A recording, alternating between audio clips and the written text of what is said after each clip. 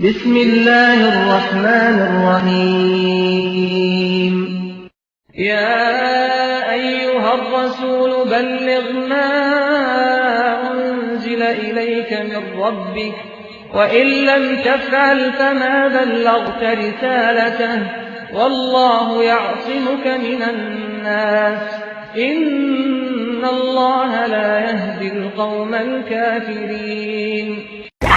Saint کی ایک کرسی لینے کے لیے ہمیں اللہ مشکل کشا کی آوازیں کو بھلا کر نعرہ حیدری یا علی کی صدا کو برداشت کرنا پڑے گا.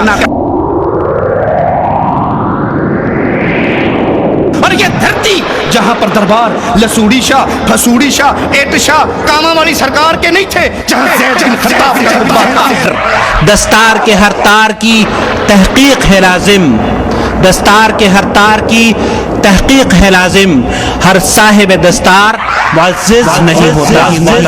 یا ایھا النبی، اے غیب کی خبر سنانے والے،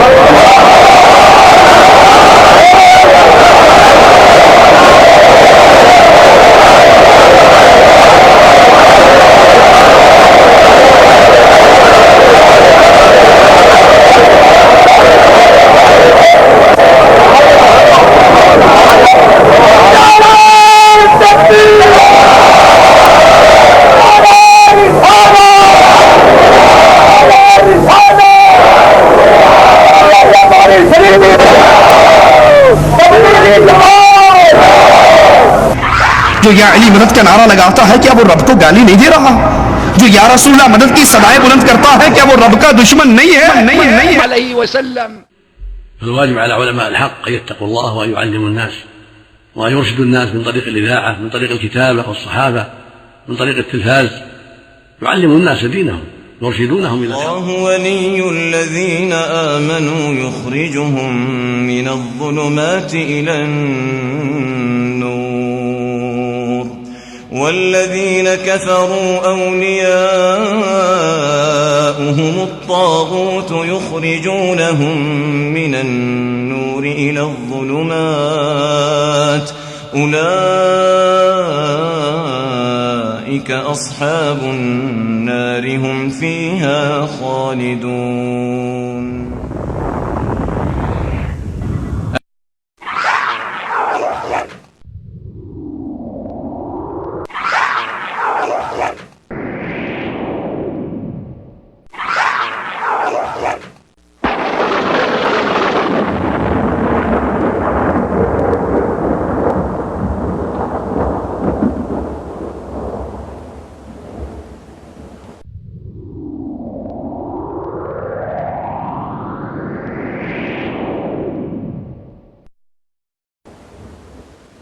ہم آج کی نشست کو آگے بڑھاتے ہوئے دوسری تقریر کی جانب اپنا رخ کرتے ہیں.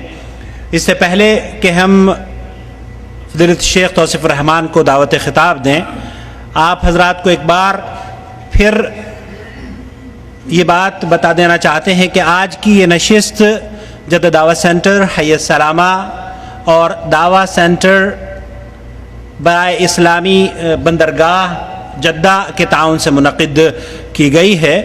اللہ رب العالمین سے ان اداروں کے لیے اور ان اداروں کے ذمہ داران کے لیے اور علماء کرام کے لیے خاص طور پر رمضان المبارک میں آپ تمام سے درخواست ہے کہ دعا کیا کریں، جن کی وجہ سے یہ مجلسیں منعقد ہو رہی ہیں اور ہم لوگ دین کا علم سیکھ رہے ہیں. اللہ رب العالمین ان اداروں کے ذمہ داران کو جزائے خیر عطا فرمائے. اللہ رب العالمین نے قرآن کریم میں ارشاد فرمایا ہے قل جاء الحق وزهق الباطل ان الباطل كان زهوقا.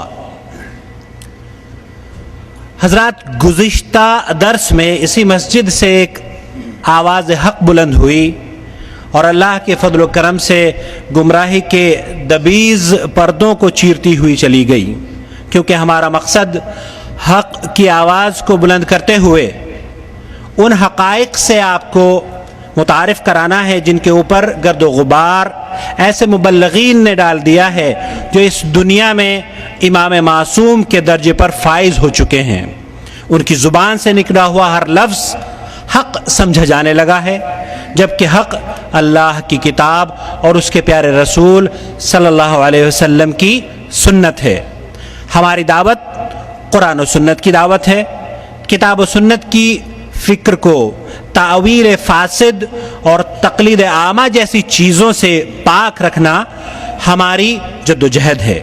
ہم کسی شخص پر تنقید نہیں کرتے، البتہ یہ بھی ضروری ہے کہ قرآن و سنت کی بالادستی کے لیے اس اسلوب کو اخذ کرتے ہیں، اس اسلوب کو اپنائیں جو ہمارے اسلاف نے کیا ہے۔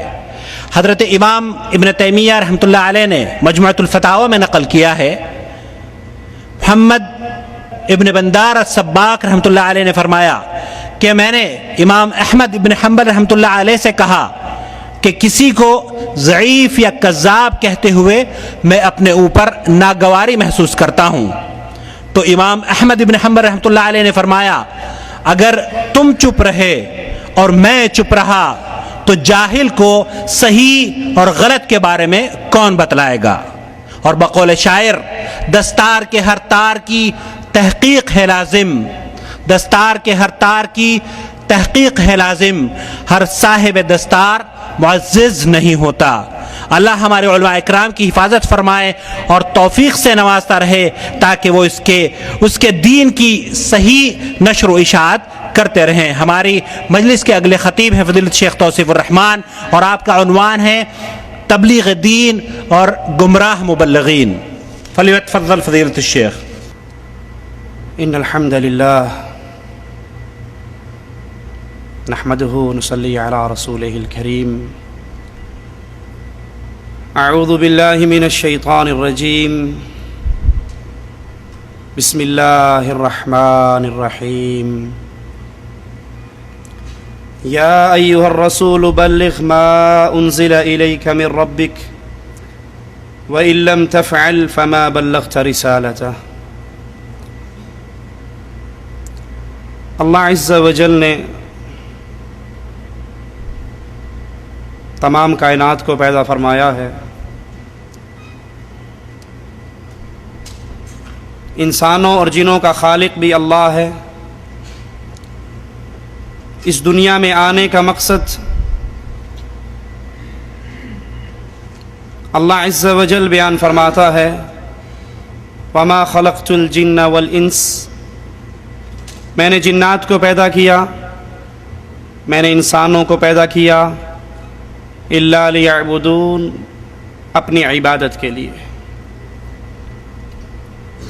اللہ کی عبادت کا طریقہ کار وہ مبہم نہیں ہے، بلکہ مالک عز و جل نے اپنے انبیاء کو اتارا جنہوں نے عبادت کے طریقے بیان فرمائے۔ اب اللہ عز و جل کی عبادت اللہ کی رسولوں کے ذریعے پر، ان کے طریقے پر چل کر کی جائے گی۔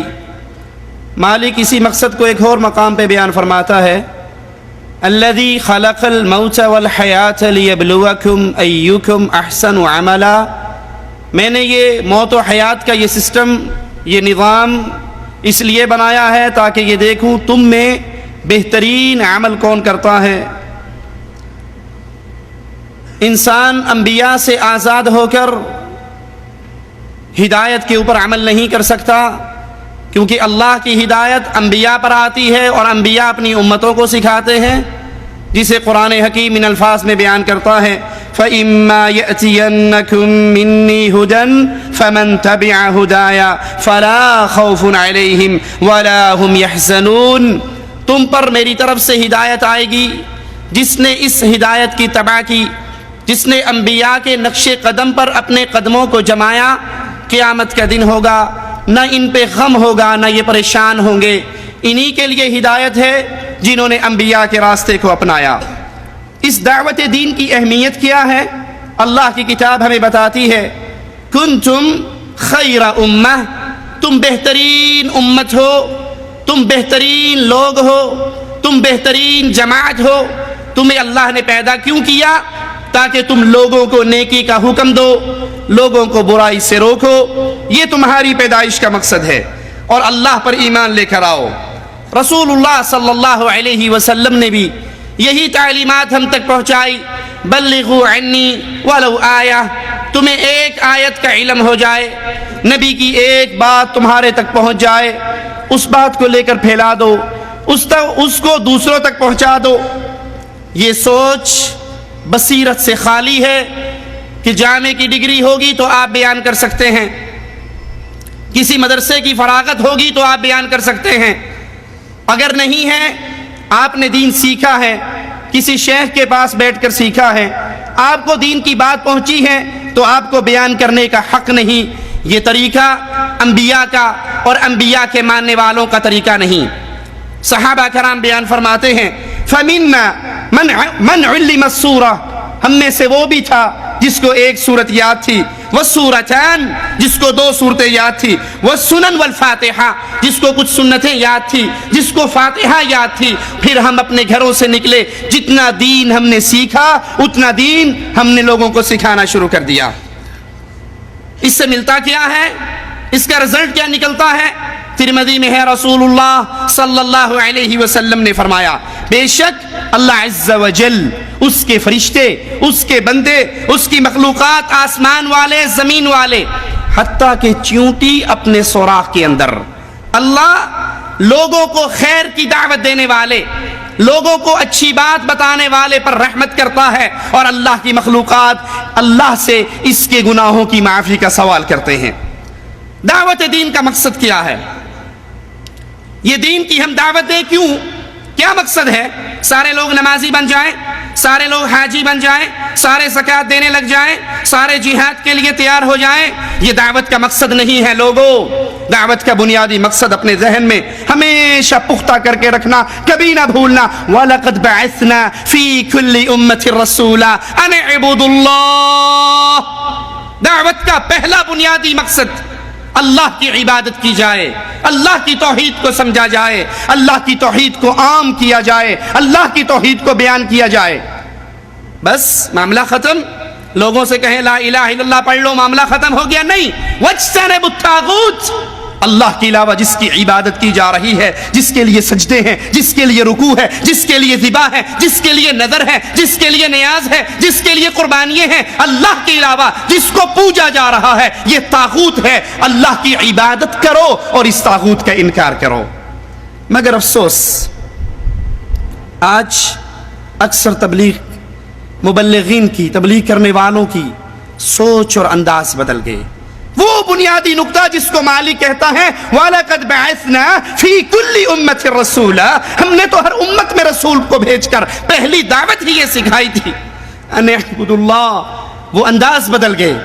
وہ توحید کی دعوت 2 گھنٹے کی تقریریں سن لیجئے، 3 دن کے اجتماع اٹینڈ کر کے دیکھ لیجئے، آپ کو لا الہ الا اللہ کی دعوت دینے والا خال نظر آئے گا. وہاں پر تبلیغ کی دعوت ہے، وہاں پر چلے کی دعوت ہے، وہاں پر سہروزے کی دعوت ہے، وہاں پر لڑنے اور مرنے کی دعوت ہے، زمینوں کو آزاد کرانے کی دعوت ہے، کشمیر بنے گا پاکستان کی دعوت ہے، وہاں پر قربانی کی کھالیں اکٹھی کرنے کی دعوت ہے.